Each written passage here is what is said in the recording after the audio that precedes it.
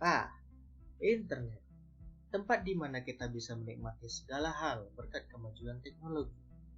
Di dalamnya kita dapat melakukan banyak hal, mulai dari menikmati entertainment seperti musik dan video game yang dapat kita mainkan bersama teman-teman ataupun kerabat.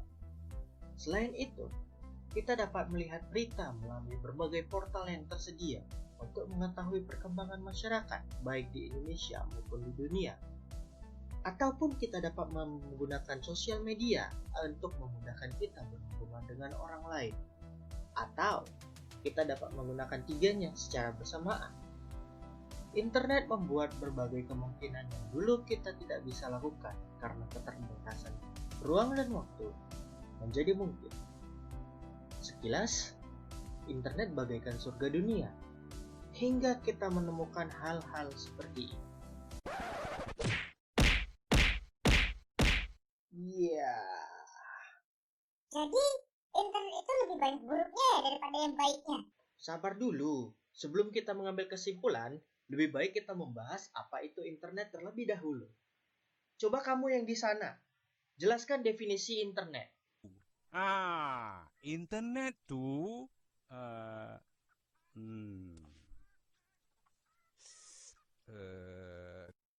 Oke, jadi untuk yang masih ketinggalan berita tentang apa itu internet, menurut KBBI, internet adalah jaringan komunikasi yang menghubungkan jaringan komputer dan fasilitas komputer yang terorganisasi di seluruh dunia melalui telepon atau satelit berinternet. Anggaplah internet itu bagaikan sebuah jaring. Simpul pada jaring, kita anggap sebagai satu orang. Dan bagian yang menghubungkannya adalah sinyal dari internet itu sendiri. Simpul pada jaring membuat jaring tersebut kuat. Begitu juga internet. Setiap orang yang tinggal di dalamnya membuat internet semakin berkembang dan banyak digunakan. Pengguna internet yang semakin banyak membuat interaksi antar manusia semakin cepat karena tidak terbatas oleh ruang dan waktu. Orang yang berada di Papua dapat berkomunikasi dengan orang yang berada di Sumatera tanpa adanya halangan waktu dan tempat. Internet memungkinkan interaksi yang tidak mungkin kita lakukan menjadi mungkin. Kita bisa bekerja secara online, berjualan secara online, berinteraksi secara online, dan kegiatan lain.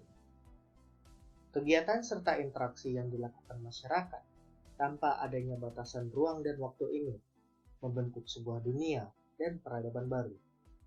Dunia tersebut biasa kita sebut dengan dunia maya, serta orang yang mendiaminya biasa kita sebut dengan netizen, yang berasal dari kata network, jaringan, serta citizen, artinya penduduk.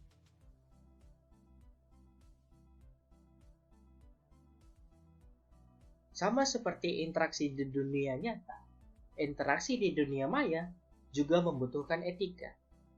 Etika berbicara di internet inilah yang membuat serta melahirkan iklim internet yang sehat yang tentunya dapat kita nikmati bersama. Untuk itu, demi menciptakan iklim internet yang sehat, hal pertama yang harus kita perhatikan adalah dengan tidak serta-merta menerima ataupun menafsirkan apa saja yang kita lihat di internet, baik itu pendapat, gambar, video, ataupun rekaman secara harfiah. Hal ini didasari pada ketidaktahuan kita terhadap orang-orang yang menghasilkan media-media tersebut. Ketika kita berinteraksi di internet, kita harus meningkatkan rasa skeptis kita terhadap semua hal yang kita lihat. Ketika netizen melihat gambar berikut, tentunya berbagai reaksi muncul. Akan tetapi, untuk menciptakan iklim internet yang sehat, kita harus menjaga opini kita terlebih dahulu sebelum menyampaikannya pada khalayak umum. Sebelum menyampaikan pendapat di internet, kita harus memastikan apapun yang kita lihat terlebih dahulu. Sebagai permulaan, kita bisa menelusuri pihak pertama, yaitu pemilik merek. Melihat langsung ke websitenya, apakah benar gambar tersebut ada di sana.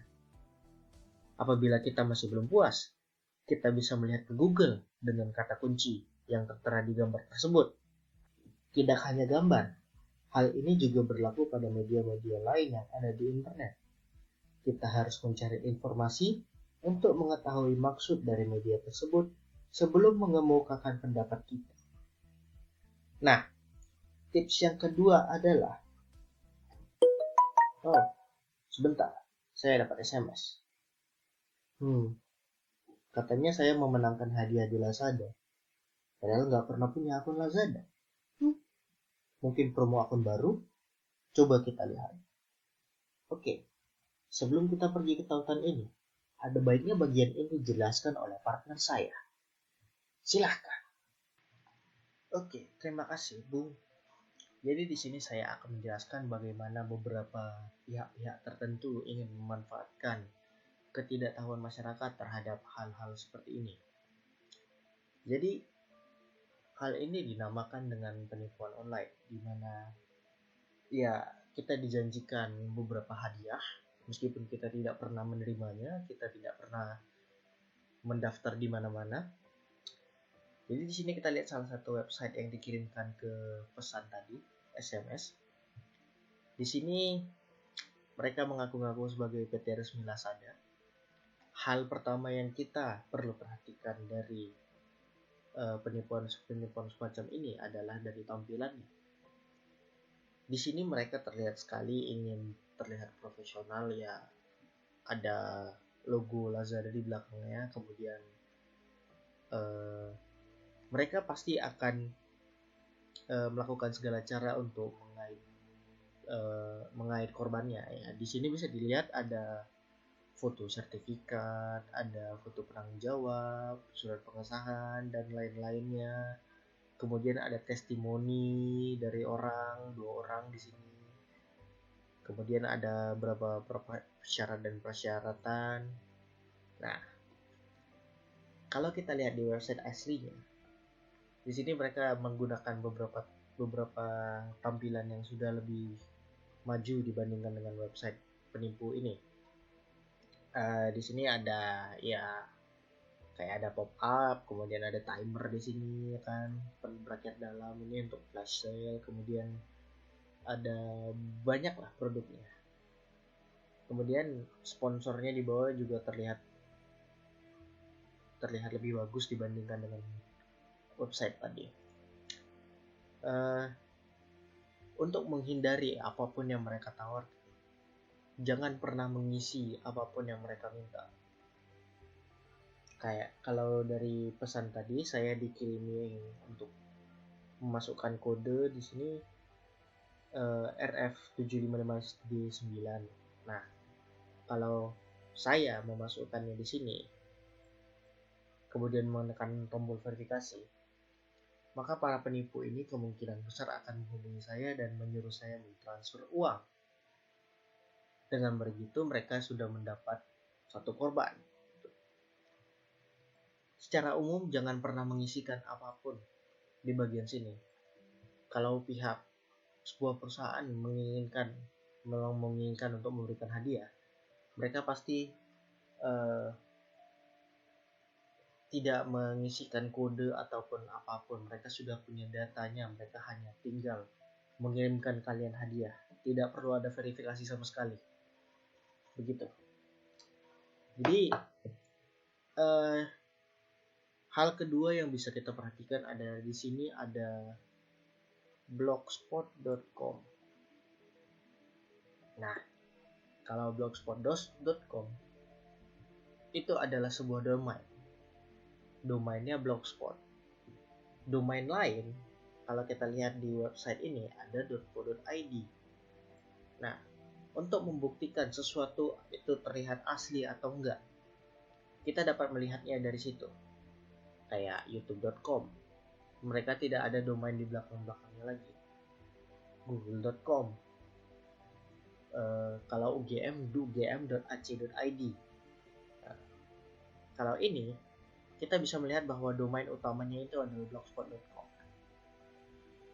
Tidak ada satu perusahaan pun resmi yang berani memberikan hadiah dan menggunakan website berdomain blogspot.com. Hal ini dikarenakan mereka memiliki integritas bahwa mereka membuat website mereka sendiri, tidak bergantung pada pihak lain. Nah, itu sudah menjadi tanda. Yang kedua adalah kita bisa melihat di sini. Ini untuk kasus khusus karena dia memakai blogspot.com. Ini sudah terjamin dikunci. Tanda gembok ini menandakan bahwa data kita tidak bocor kemana-mana. Ya kan? Kalau kita melihat beberapa website yang memiliki tanda gembok seperti ini, itu tidak memiliki tanda gembok seperti ini ataupun dicoret. Nah, di situ kita patut curiga bahwa website tersebut kemungkinan dapat datanya bocor dan kita dapat kebanjiran beberapa SMS lain yang mungkin bau-baunya seperti ini. Nah, ini contoh sederhananya saja.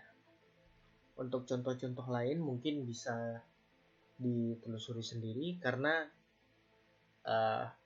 pada zaman sekarang itu saya sendiri masih agak kesulitan mencari website yang sekitar 80% mirip tetapi tidak karena mereka palsu. Ya, saya sendiri kesulitan untuk mencari website seperti itu karena beberapa saya sudah tahu bagaimana cara melacaknya. Jadi ada 3 hal yang tadi. Kesimpulannya ada 3 hal yang perlu kita perhatikan. Yang pertama adalah tampilannya. Kita lihat bagaimana mereka menampilkan website mereka. Kalau seperti ini kan ada tulisannya besar kecil, besar. Di sini ada gambar-gambar, bahkan mereka menuliskan asli di sini. Di sini tulisan yang kurang rapi. Kemudian Pak ID Susionya dibesarin. Nah, kalau kita lihat yang asli di sini websitenya terlihat lebih rapi, terlihat lebih profesional. Kemudian hal kedua adalah kita melihat di sini alamatnya. Kalau mereka sudah ada embel-embel ini, maka itu sudah menjadi lampu merah bagi kita. Hindari website seperti ini. Tidak pernah ada sebuah perusahaan menggunakan website lain yang belakangnya blogspot.com. Itu sebagai dasar aja. Blogspot.com tidak pernah digunakan oleh perusahaan-perusahaan besar seperti lazada.com, .co.id. Tidak ada blogspot.co.id. Nah, yang kedua kita bisa melihat di sini. Tanda gembok berarti datanya aman. Tanda gembok yang dicoret ataupun yang tidak ada sama sekali berarti tandanya bisa data kita yang kita masukkan bisa bocor kemana-mana. Oke, sekian dulu penjelasan dari saya. Kembali lagi ke partner saya. Silahkan. Ya, terima kasih kembali partnerku. Sekarang karena videonya sudah cukup panjang, saya akan memberitahukan tentang tips terakhir yang perlu kita lakukan ketika berinternet. Nah, seringkali kita melakukan pemborosan di internet. Hal ini dikarenakan karena kita tidak mengetahui apa yang kita ingin cari di internet. Biasanya kita mendapatkan sesuatu dari apa yang ditawarkan di internet. Ketika kita melihat Facebook misalnya, kita tidak tahu apa yang kita cari. Kita scroll ke bawah terus-menerus hingga kita menemukan apa yang menarik perhatian kita, kemudian kita klik.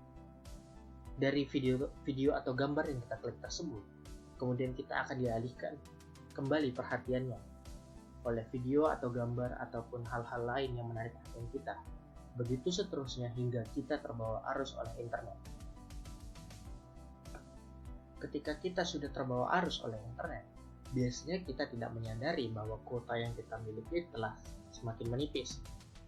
Kuota yang menipis ini biasa diakibatkan karena kita menonton video dalam jumlah banyak ataupun dalam kualitas paling tinggi. Hal ini akan menyedot kuota sangat cepat karena semakin tinggi kualitas dari video ataupun gambar yang kita lihat, maka semakin banyak data yang diperlukan, maka semakin cepat kuota kita habis.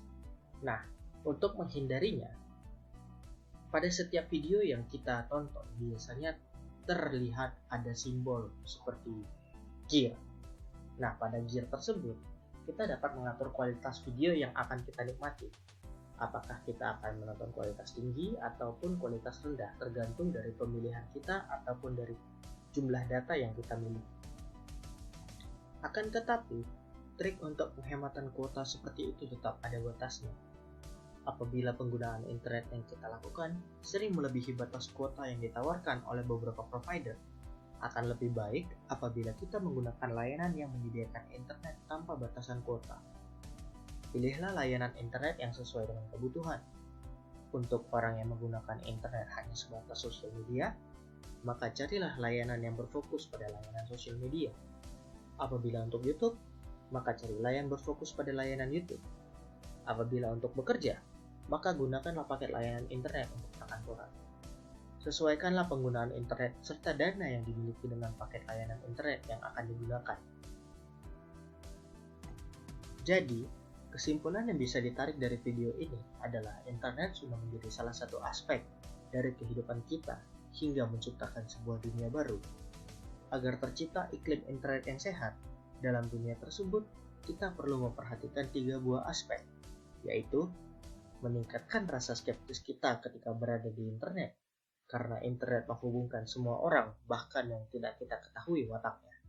Yang kedua, hindari website-website yang terlihat tidak profesional, karena kemungkinan besar website tersebut digunakan untuk penipuan ataupun tidak aman untuk dikunjungi. Serta yang ketiga, sesuaikanlah kebutuhan internet dengan layanan yang digunakan, karena internet telah menjadi hal yang mau tidak mau akan terus dibutuhkan ke depan. Oke, jadi terima kasih telah menyaksikan video ini. Sebelumnya perkenalkan, nama saya Jacob Pascal Silaen, jurusan Teknologi Informasi UGM angkatan tahun 2017. Apabila ada pertanyaan, silahkan tinggalkan pertanyaan tersebut di komentar di bawah ataupun melalui kontak yang telah kami sediakan. Terima kasih dan sampai jumpa di video berikutnya. Bye.